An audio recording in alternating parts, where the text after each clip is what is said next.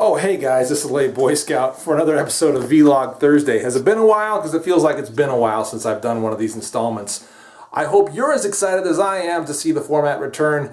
I just enjoy it. You know, it's nice to be able to kind of turn the camera on, speak, turn the camera off, and then upload it and not have to go through the work. In fact, I may be doing more of that, and we'll see. I might talk about that a little further in the video here. But today I want to talk about a couple of things. First, I want to talk about cold food storage and some of the strategies that I've tried to take, both in sort of planning and, you know, deciding how much to do, and also where am I keeping it and how have I worked that out here in my house. I'm going to go over that and cover that a little bit in this video, not in huge depth, but I want to get some of your feedback. Basically, I want to show you what I've done or what I'm planning on doing, get some ideas from some of you guys. In addition to that, I want to cover some things that are coming up on the channel that I just don't have time to sort of get out in the finished format that I want to get out. I mean, I've shot a lot of video with a lot of different guns, and I've done quite a lot of stuff that I don't have time to edit, or at least can't find the time to edit.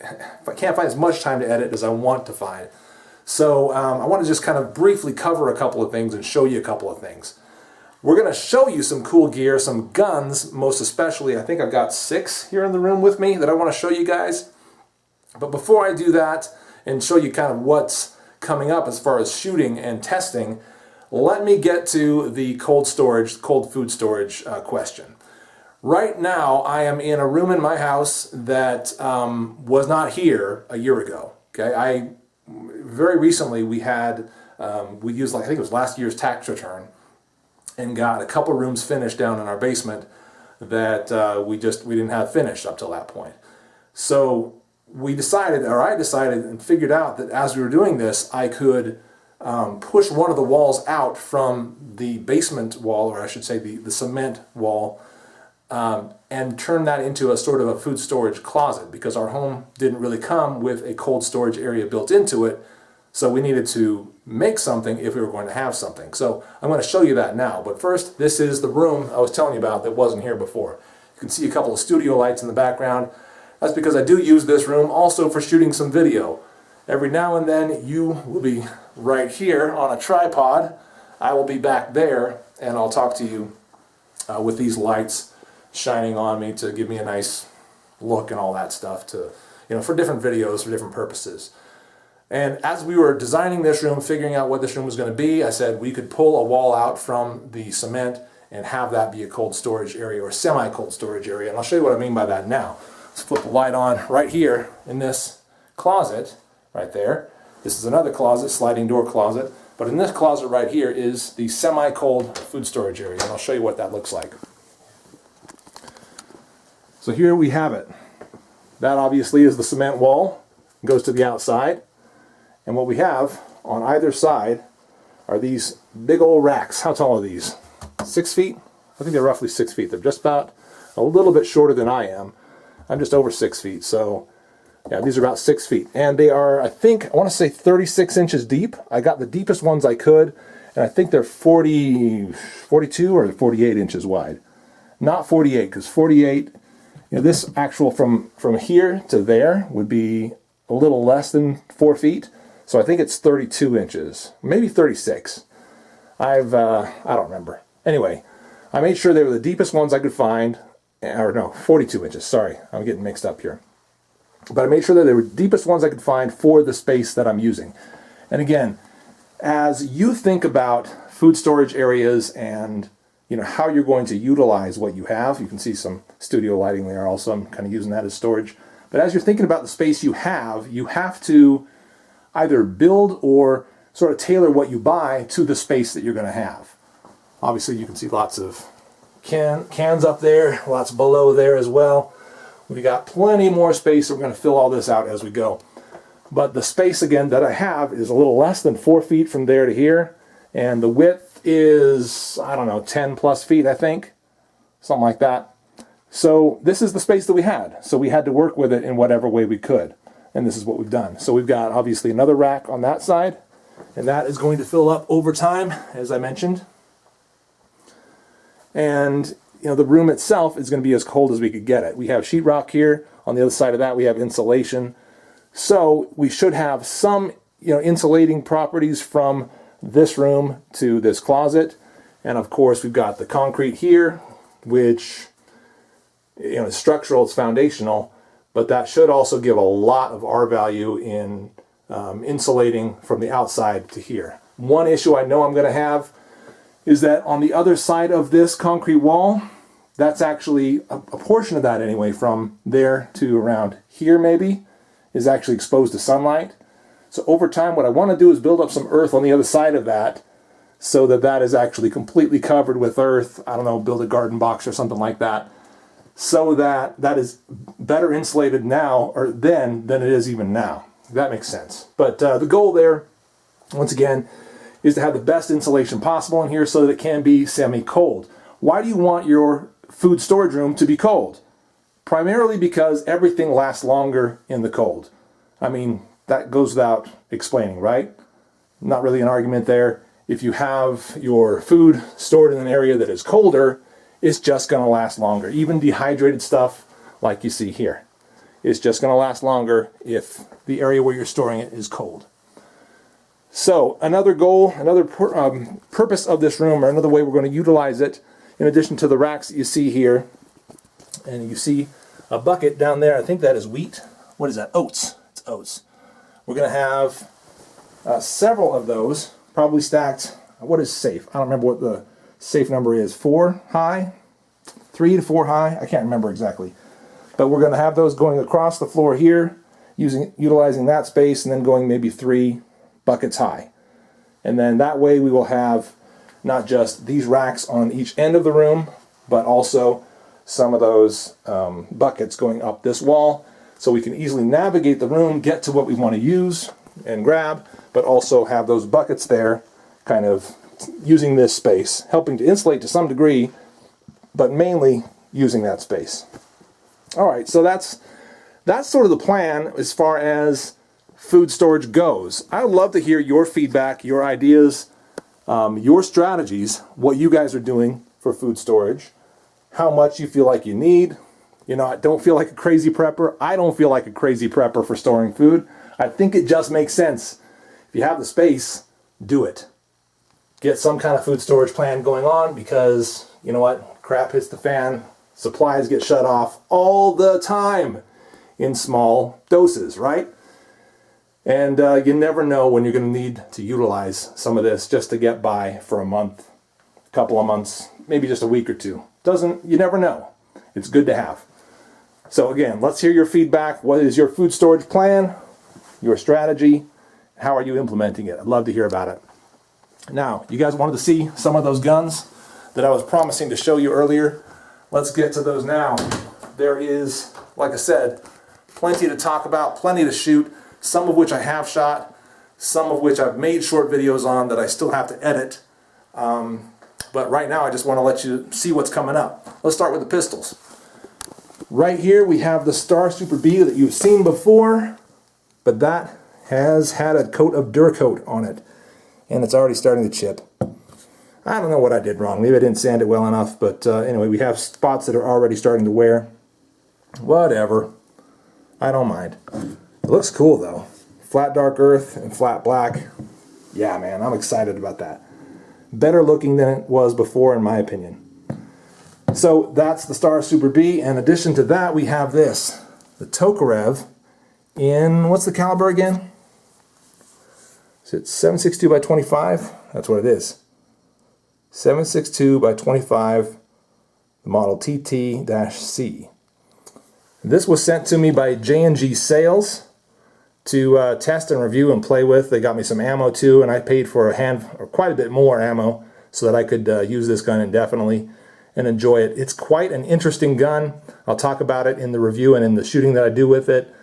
I plan on doing some velocity testing. I don't really have a way to do penetration tests, but I'll do some comparative velocity testing against this, against 9mm, against 40 cal, and whatever else I can, just to sort of give you guys a good idea of what that cartridge can do and whether this gun is one worth getting into. For the price, it's really attractive.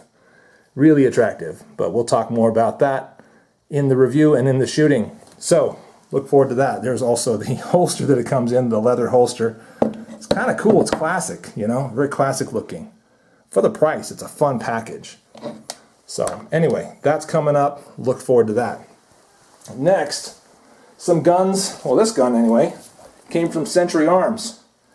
That is a C39. Do I have that name right? No, I don't have it right. It's a C308. I knew that. It's a C308 Sporter. And that right now is wearing, what is this again? It's the Holosun 403G. Holosun sent that to me for testing. Pretty interested to see what it can do. It's a great small optic so far. I mean, the dot is bright, it's sharp, it's nice looking. And seems like a really tough optic as well. The C308, in the little bit of shooting I've done, has proven to be really, really impressive. Really impressive. So you're going to see that coming up in some shooting and somewhat of an extended review. But yeah, look forward to that. Here's one more from Century Arms. That is the Catamount Fury 2.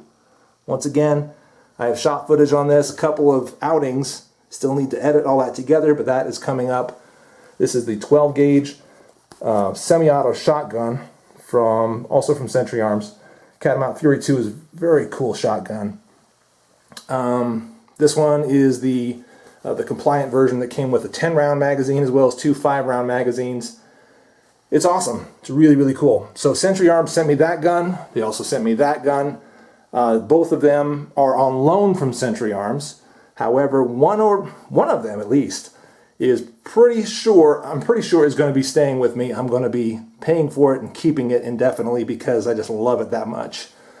Which one of those am I going to be keeping? Well, you'll have to keep watching to find out. But again, that's the Fury 2. Really attractive semi-auto shotgun. A lot of fun to play with so far. Next, a couple of AR-15s. Mainly updated. That's my M&P 15 Sport right there. Wearing a new piece. This is actually the UTG key mod rail. 15-inch key mod rail, lightweight rail. Very, very nice. Very cool. I'll talk about some of the issues possibly with key mod systems. Potentially some weaknesses of the system. I'll address that as I get into some of the reviews and some of the shooting with this rail. You can see that the gun has been outfitted with other pieces as well. Obviously I've changed this down here. That is the Magpul MOE SL buttstock, which I like a lot better. The K2 grip, which I also like a lot better. And the Inforce WML, weapon mounted light. Yeah, sweet light. Love that light. Saw a ton of them down at SHOT Show. They just make so much sense in the design and how they work. I just had to get a couple of them, so there's that one in Flat Dark Earth. You may see a review on that individually, or just know that it's a great light and it's going to be outfitting a couple of my guns. Also, we've got an optic on top of here that is here for testing from Optics Planet. This is the Nikon Pro Staff in 3 to 9x40, if I'm not mistaken. And that looks really cool. It's on a, what's the name of this mount? The M223XR. Can't remember the maker. But anyway, this is a rail mount made to go on an AR-15, raise it to just the right height, etc. Cool looking rail mount. But anyway, you'll be seeing that in testing from opticsplanet.com. Next, another piece from opticsplanet.com. This one is the Vortex, also 3 to 9x40. It's the, what is it called? Oh, Crossfire 2. That's right. Crossfire 2. So we're doing we will be doing a sort of a comparison and contrast between the Crossfire 2 and the Pro Staff, talking about some of the ups and downs of each system, why you might choose one over the other, etc., etc. Not doing a whole lot of durability testing so much, but talking about sort of the out-of-the-box usefulness, etc. I think they are both excellent optics, scopes, as I look at them right now. This one is just super attractive, though. Some of the features on this one, and again, we'll get into that as we do the video on it, but just know that that is coming. Also, this gun is new. This is my lighter weight AR-15, a build full of Palmetto State Armory, Palmetto State Armory lower and upper. That is a Midwest Industries key mod rail, 13 inch if I'm not mistaken, or is it 12? Anyway, I'll have that detailed in the future when I address it. But I'll do a little bit of a contrast between this Midwest Industries key mod rail and the UTG key mod rail. Some of the advantages of one versus the other, etc. You can see that's also wearing the Inforce WML light on it, which, once again, I just think it's a really cool light, so I got two of them. We also have this right here. What is that? It's the WIT machine. What do you call this thing? Oh, I forgot what they call it, but there's the logo on it. Muzzle Rise Eliminator, that's right. The WIT machine, Muzzle Rise Eliminator. Saw it at SHOT Show, shot through it at SHOT Show, loved it. So I picked one up, and a couple of friends of mine got one too. Anyway, this is outfitted. You can see that there. This is actually a, what is this, the BCM? Yeah, it's the BCM Mod 3. Is that what they call it? Anyway, I had to do some modification to that in order to get it to work with this Magpul piece right here. Anyway, but then we've got the buttstock here, obviously, is the, what is it called again? The Minimalist. Yeah, the Minimalist something or other. Anyways, really excited about this. Again, it's set up to be kind of a lightweight AR for just kind of training, potentially competition one day, who knows, stuff like that. And obviously it's wearing this right now, not the lightest weight piece to put on a lightweight AR, but that is, you know, I think that the testing of these two scopes is a higher priority for me than finishing up this system as a super lightweight gun. So anyway, that's where we're at. But that is 6 guns that you guys are going to be seeing in videos in the very near future. I hope these have been interesting to you as much as they are to me, and they are pretty darn interesting to me. So thanks very much for watching, and again, give me some feedback on the food storage situation, what you guys have worked out, how you feel about the situation or the system that I've built out, whether you think it's adequate. I'd love to hear your feedback. And that is it for Vlog Thursday for today. Of course, I appreciate you watching, and we will see you very soon. I'm the Light Boy Scout. See ya.